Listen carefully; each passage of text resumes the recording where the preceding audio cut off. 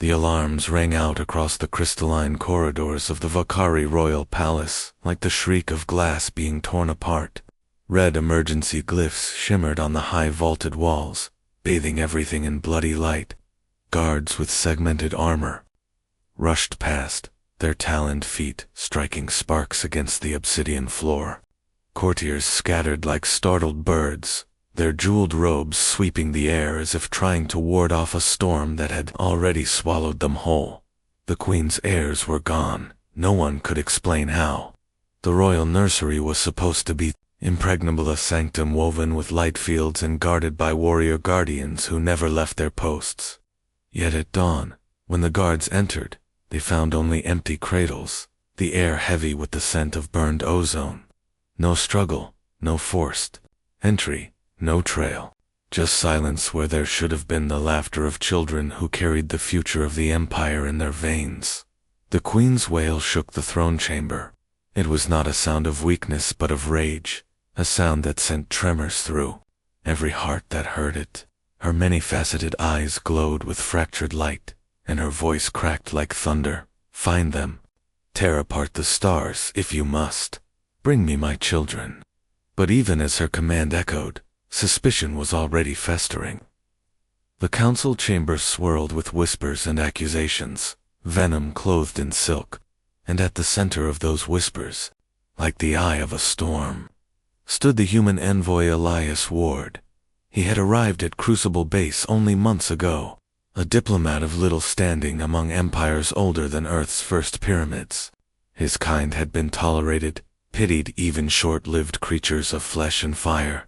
Yet in those brief weeks, Elias had earned something more dangerous than tolerance, the cautious affection of the royal heirs. He had taught them stories, little earth games, riddles that made them laugh. To the Vakari nobles, this bond was an aberration. To some, it was a threat.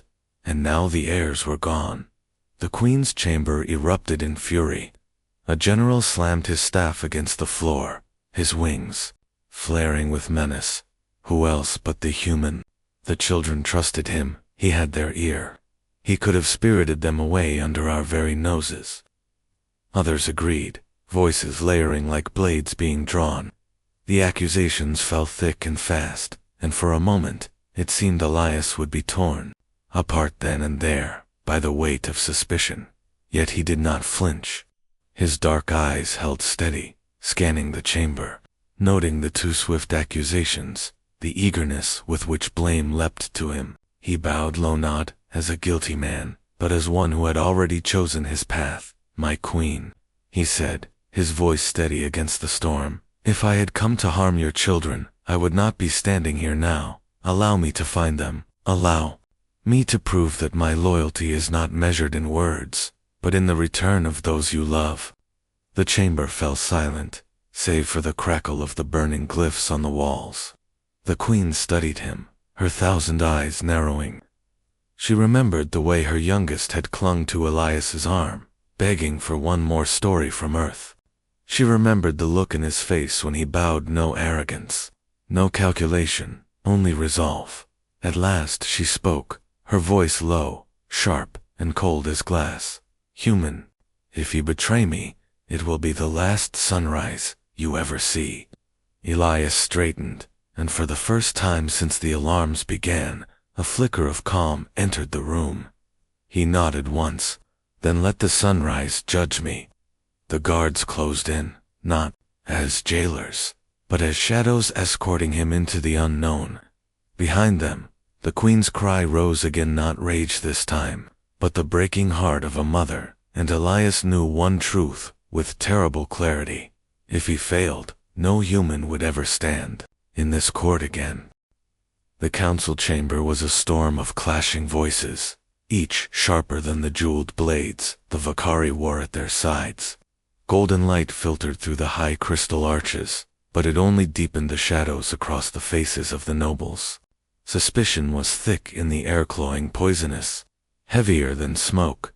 At the center of it all stood Elias Ward, the lone human amid a sea of alien nobility.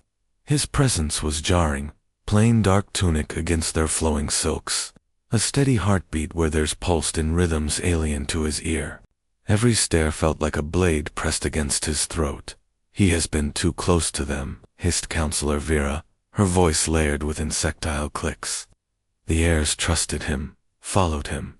Who else could have breached their sanctum without resistance? Another noble slammed a claw against the marble table. Humans are opportunists, short-lived, hungry for recognition. He saw a chance to seize leverage over our queen, and he took it. The accusations stacked higher, a rising wall that threatened to bury him alive. Elias felt the weight of it pressing down, but he stood unmoving, eyes calm, hands loose at his sides. The queen said nothing.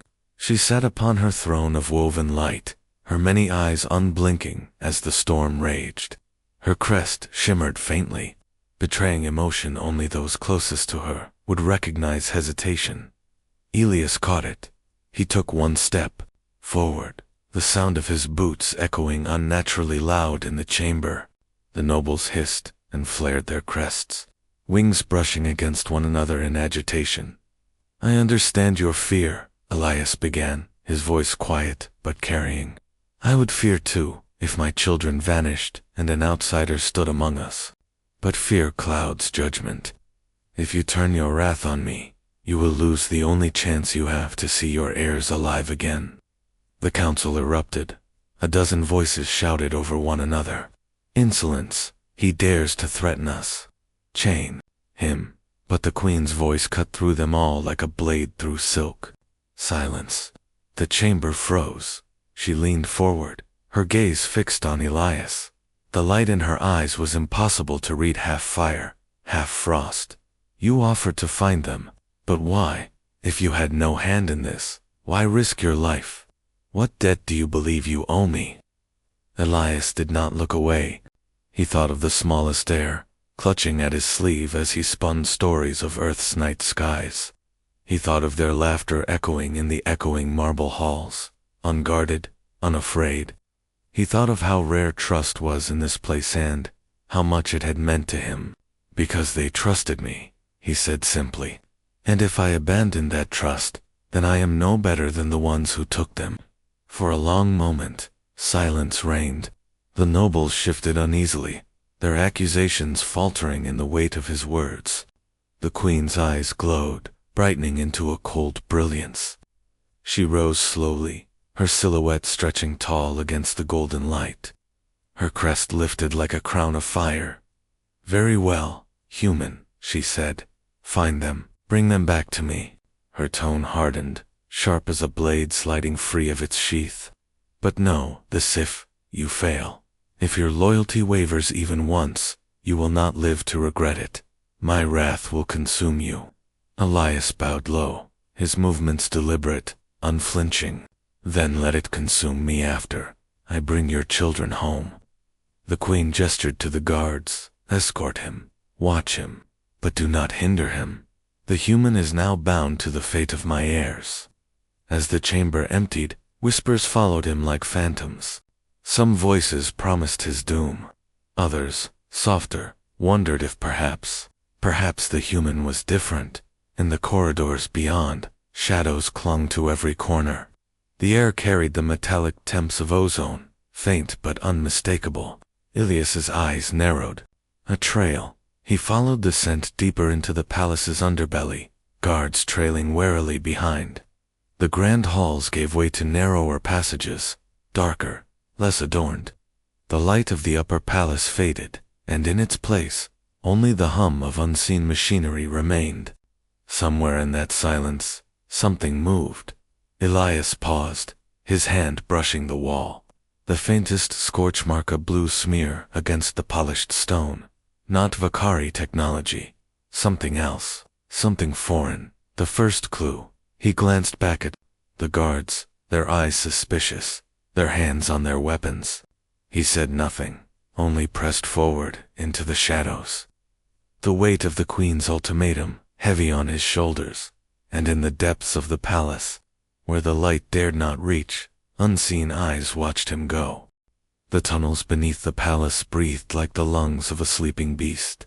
Pipes rattled, Steam hissed through unseen vents, and the glow of crimson glyphs pulsed faintly along the walls, as if alive. For centuries, these maintenance corridors had been abandoned by the nobility, left to engineers and drones. To Elias, they felt like the underbelly of a predator, dark, narrow, watching. The guards followed, their insectal legs scraping against the metal grates. None spoke, though suspicion burned in their multifaceted eyes. Elias could feel it pressing against his back, hot and heavy as a blade at his spine. To them, he wasn't an ally. He was the most likely traitor, leading them into deeper shadows. He stopped suddenly, crouching low. The others tensed, claws flexing. Elias raised his hand, his voice low. Here. The wall bore a faint scorch mark, glowing blue against a dull gray. He traced a finger near it, careful not to touch. The heat still lingered, his brow furrowed. Not Vakari. Wrong frequency. One of the guards hissed. You planted it. Elias didn't flinch. He leaned closer, eyes narrowing. If I had planted it, I wouldn't be pointing it out. The mark wasn't random. It curved, like the edge of something scraping the wall. Ion residue? The kind left by propulsion, packs portable, silent, meant for quick extraction. Whoever had taken the Heirs hadn't carried them out. They had flown. The trail continued in broken flashes down the tunnel-burned arcs across walls and ceiling, a breadcrumb path for anyone sharp enough to follow. Elias moved ahead. The guards, wary, exchanged glances before following. The air grew colder, metallic, laced with the faint hum of old machinery. The further they descended, the fewer glyphs lit their way, until the palace above felt like another world entirely. Something crunched underfoot. Elias knelt, lifting a torn scrap of fabric. It shimmered faintly, iridescent under the dim light woven with threads, unlike any Vakari weave. His pulse quickened. One of the guards leaned closer, mandibles twitching. That is not ours. No, Elias murmured. He turned the scrap in his hand. The threads were scorched, edges charred. Whoever carried the Heirs had fought to escape, and something had burned them in the process. Not a clean snatch, a struggle. He looked back at the guards, their suspicion tempered now with unease. You see, this isn't Vakari. Someone else is inside your walls. The words hit harder than he expected. The guards stiffened. To the Vakari, their palace was sacred, untouchable. The idea of foreign invaders beneath their feet was blasphemy.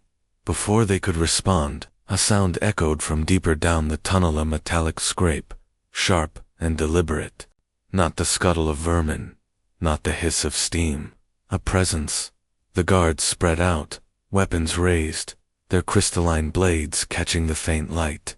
Elias froze, listening. The scrape came again, closer now, then silence. He held his breath. Something moved in the darkness ahead, too fast. A shadow streaked across the narrow passage. The guards lunged, weapons flashing, but the thing vanished into the gloom with impossible speed. Only the echo of its passage remained. Elias's chest tightened. Not a smuggler, not a rogue noble, something else entirely. The guards muttered in their native tongue, words thick with fear.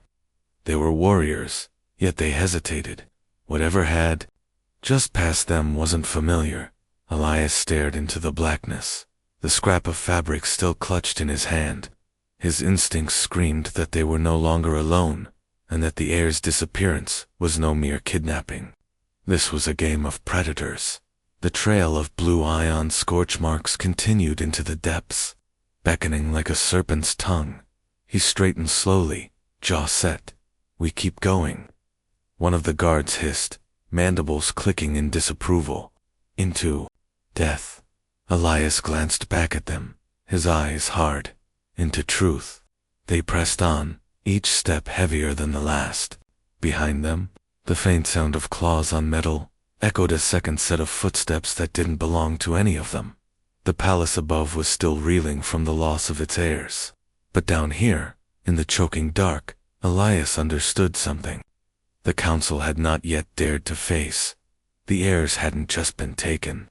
They had been hunted, and the hunters weren't finished. The tunnels narrowed until they resembled veins running through the bones of a dying beast.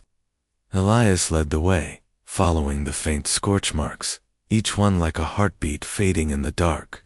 The guards trailed uneasily behind, their crystalline blades casting fragments of light across rusted pipes. The air thickened, stale with the temps of oil and burnt ozone. Elias's hand brushed the wall, feeling vibrations, not random machinery. Hidden. The trail ended at a bulkhead door fused with rust and age. It looked abandoned, another relic of the palace's forgotten underworks, yet the scorch marks clustered thickly around it. Elias pressed his palm flat against the surface. Warm. He drew back just as the door groaned open from the inside. Light spilled out harsh, artificial, and wrong. The guards flinched, eyes narrowing against the glare. Elias's jaw tightened. This wasn't Vakari engineering. The geometry of the chamber beyond was too sharp, too angular, too foreign. Inside, the air pulsed with the hum of alien machinery. Stacks of crates lined the walls, stamped with glyphs from half a dozen star systems. The stink of contraband filled the room, spice dust, ion fuel, scavenged tech. A smuggler's den, buried beneath the queen's own palace. One guard hissed, mandibles clicking in fury. Blasphemy, treason. Elias moved further in, scanning. His eyes caught Etan insignia, burned into one crate's side. He didn't recognize the language, but the pattern was clear enough, a spiral broken by jagged lines. He crouched, fingers brushing a smear of blood at the crate's edge. Small handprints, too small to belong to an adult Vakari. His chest tightened. The heirs had been here. Over there, Elias whispered at the far end of the chamber. A half-collapsed wall opened into another tunnel. The scorch marks reappeared, streaking upward toward the ceiling. A quick extraction route. Whoever had taken the children had been efficient, prepared, but someone had stayed behind. A shadow detached itself from the corner, moving with silent precision. A Vakari noble stepped into the light, cloaked in silks blacker than the tunnels around them. His crest shimmered with pale light, eyes narrowing with disdain. Human, the noble sneered. His voice dripped venom. I should have known your meddling would lead you here. The guards stiffened. Recognition rippled through them. One whispered the name with disbelief. This wasn't a smuggler. This was Lord Koresh, cousin to the queen, a man of wealth and influence. Elias's pulse quickened, but his voice remained steady. You knew this place. You tried to keep me from finding it. Koresh's lips curled. And you should have listened. His hand slipped to the blade at his hip, crystalline edge catching the chamber light. This path is not for you, human. Leave now, before you are buried in secrets too heavy for your kind. The guards looked torn, their loyalties cracking, under the weight of revelation. A noble of the bloodline, a cousin to the throne, accusing him would shake the empire itself. Elias took a step forward, closing the distance, his voice low. You're not warning me off. You're covering your tracks. You helped them get inside. Koresh's blade hissed free. Sparks leaped, as metal kissed stone. The guards shifted, unsure whether to defend Elias or obey Koresh. The chamber became a tinderbox waiting for a spark, and Elias knew if he misstepped, that spark would be his blood on the floor. Koresh advanced, voice low and poisonous. You should have stayed in the queen's good graces, human. Now you've dug too deep. The hum of the alien machinery grew louder, like a predator's growl. The crates around them seemed to lean closer, suffocating, pressing the weight of lies upon them all. Elias tightened his grip on the fabric scrap in his pocket, the one he had found earlier. It was proof. Proof the heirs had been dragged through these tunnels. Proof Koresh wanted buried. But proof meant nothing if he didn't survive this chamber. He met Koresh's gleaming eyes, his voice sharp as a blade. If you're willing to kill me to keep this secret, Then I've already found the truth. The noble's crest flared with fury. His blade rose. The blade's hiss still rang in Ilias's ears long after Koresh had vanished into the shadows. The noble had not killed him yet. Instead, he had struck once, fast, forcing Ilias back before disappearing through the cracked wall into the deeper tunnels.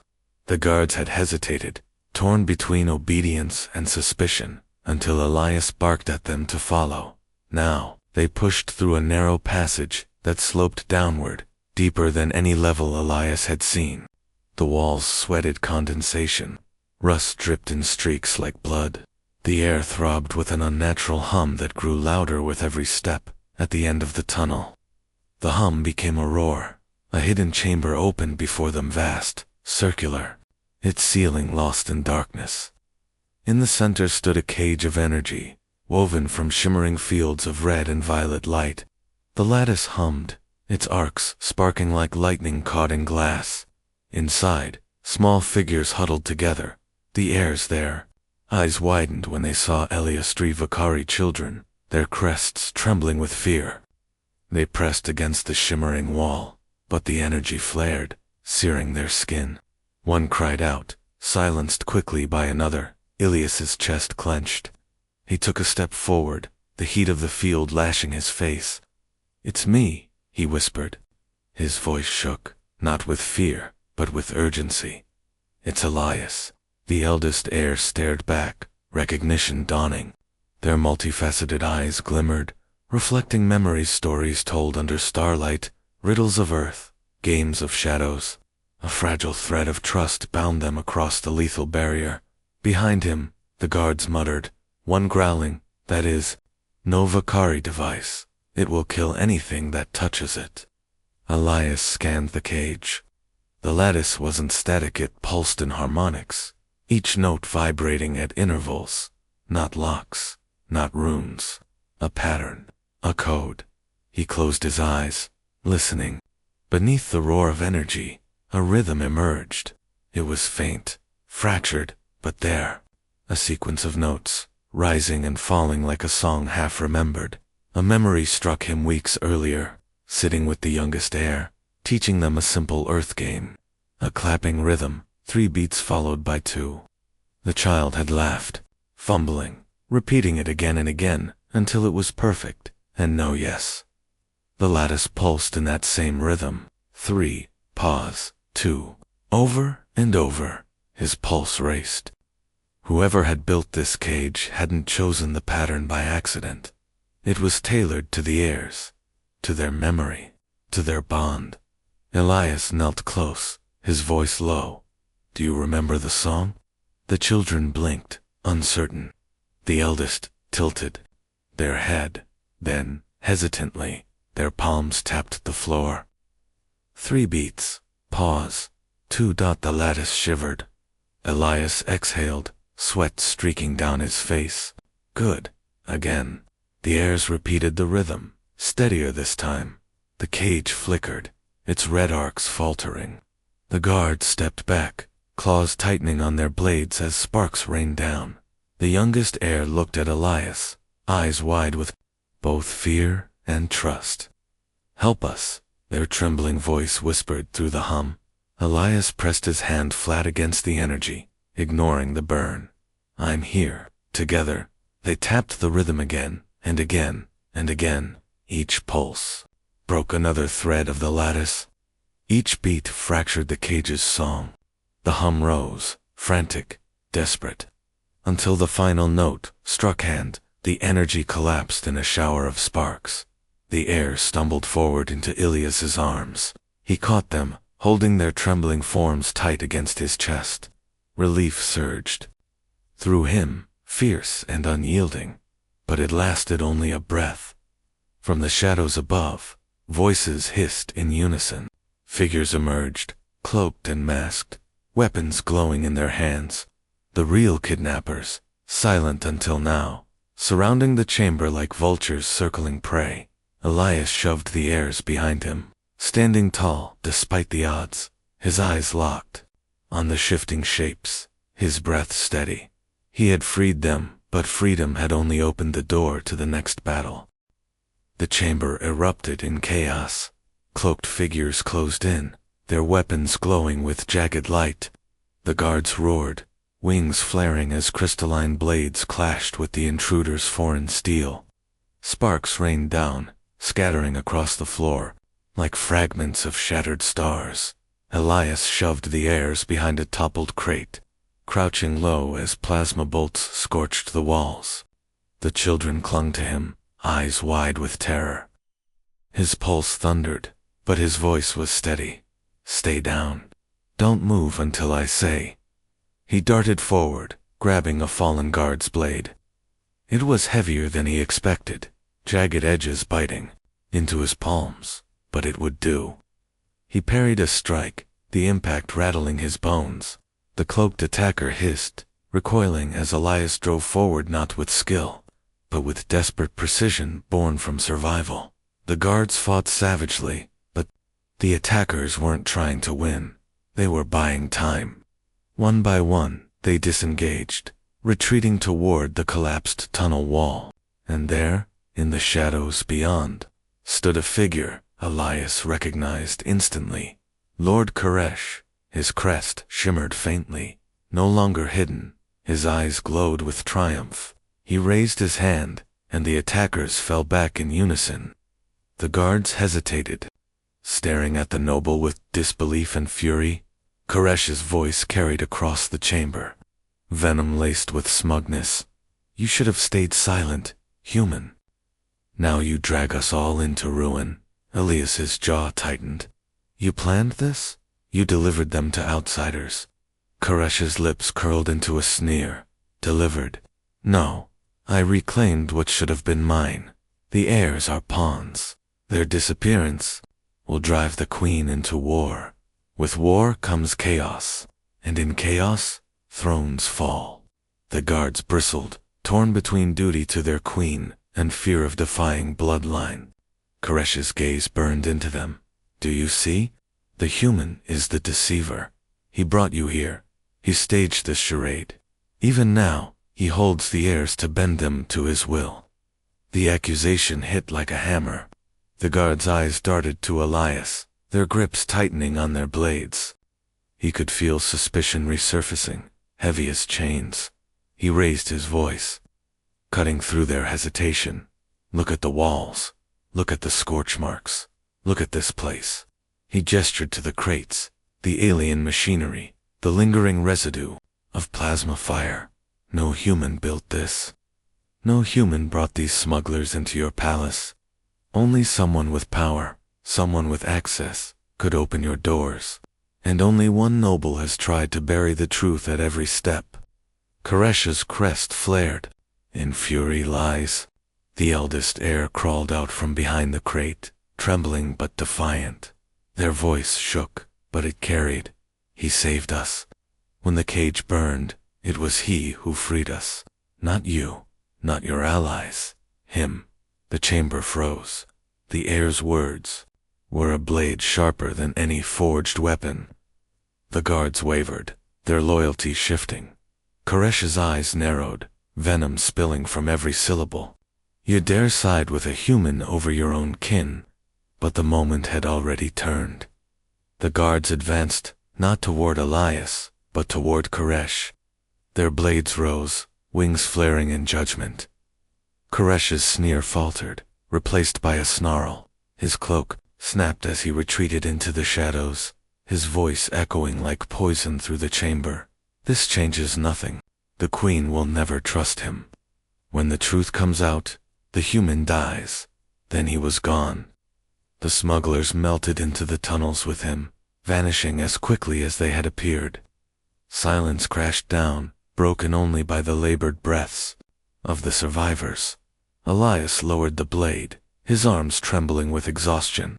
The heirs clung to him, their small frames shaking. The guards exchanged glances, unease etched across their faces. The queen's cousin was a traitor, yes, but his words lingered. Could they truly trust the human? Or was Koresh's poison too deep? Elias met their gazes, his voice steady, hard. "Take me to the queen."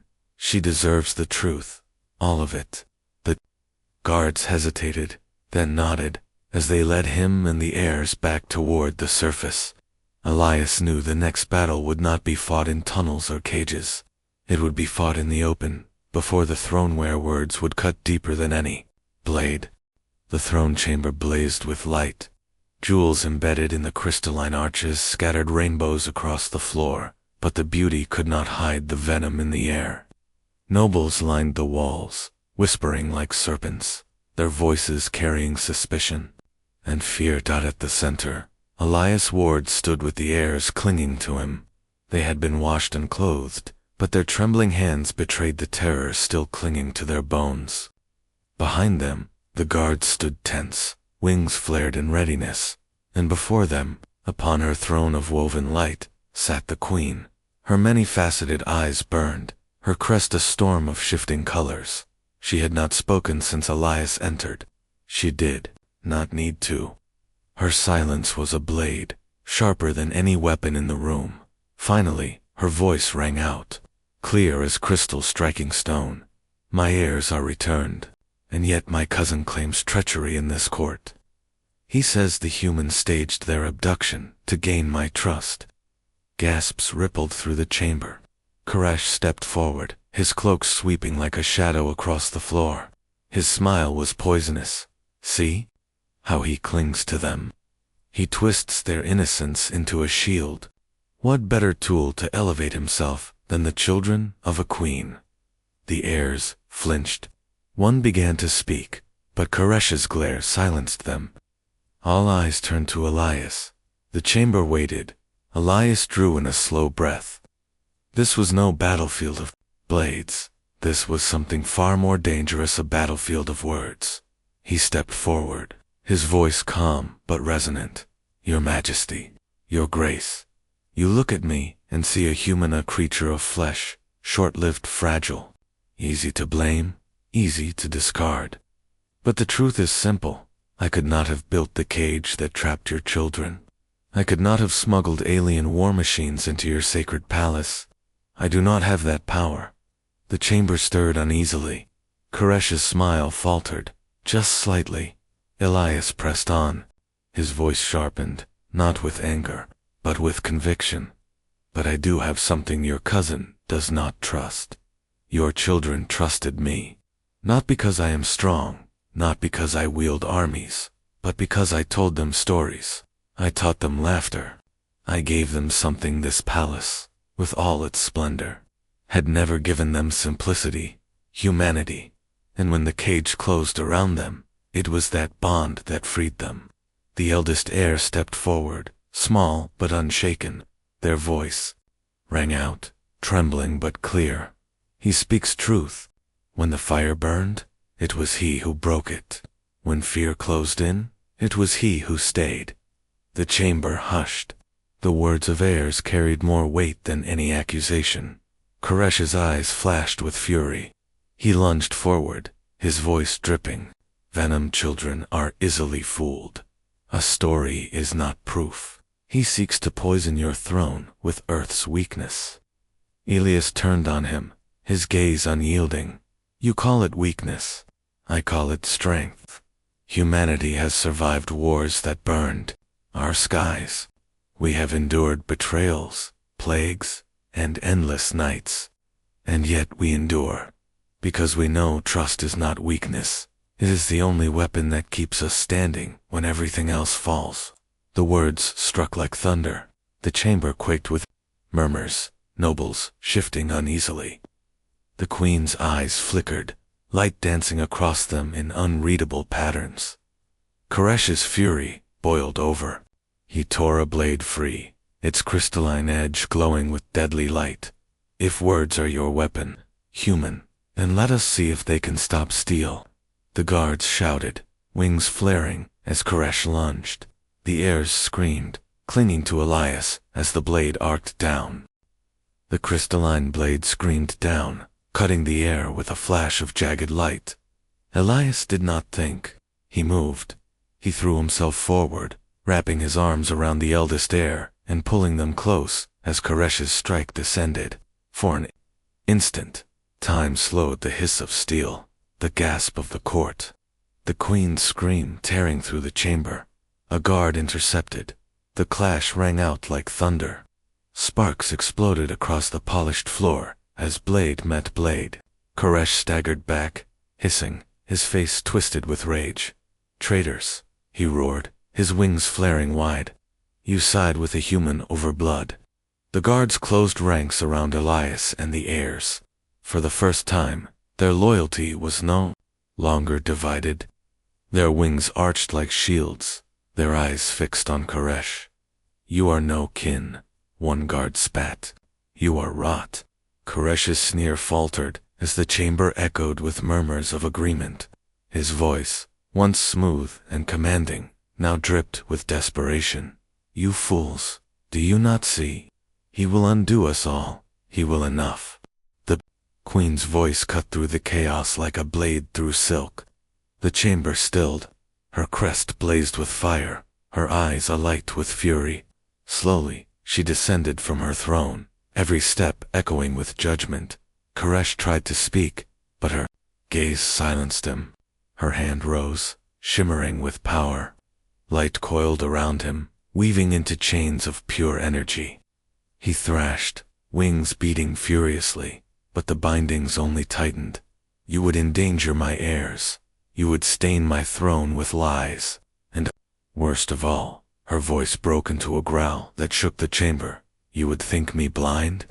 Koresh screamed as the chains pulled him to his knees.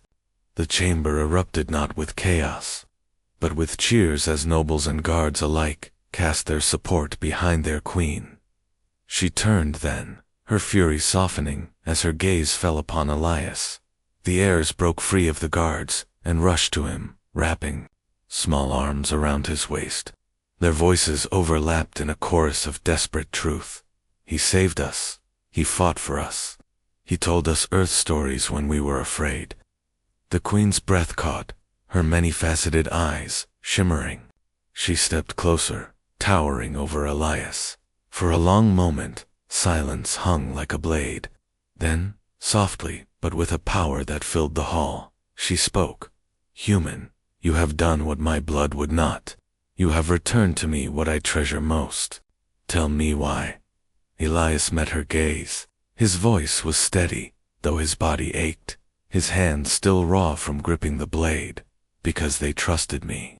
And when someone gives you their trust, you don't throw it away. Not for power, not for survival, not for anything." The chamber hushed, every word sinking deep. The queen studied him for what felt like an eternity. Then her crest dimmed, her fury easing into solemnity. She placed a hand, light as glass, upon his shoulder. "Then let it be known," she declared, her voice carrying to every corner of the chamber, "that trust is no weakness. It is strength greater than steel. And though human blood is brief, today it has proven itself worthy of eternity." The chamber erupted with thunderous applause, wings beating in rhythm. The heirs clung tighter to Elias, smiling through their tears. For the first time since the abduction, the queen's eyes softened with hope. Koresh was dragged away in chains, his screams fading into silence. The court had chosen its truth. Elias stood beneath the throne, battered but unbroken. In that moment, he understood something deeper than survival. He had not only won their trust, he had carved a place for humanity in a galaxy that had long dismissed them. And as the queen's voice rang out one final time, the words became the moral that would echo across empires. "The strongest bonds are not forged by power, but by trust freely given."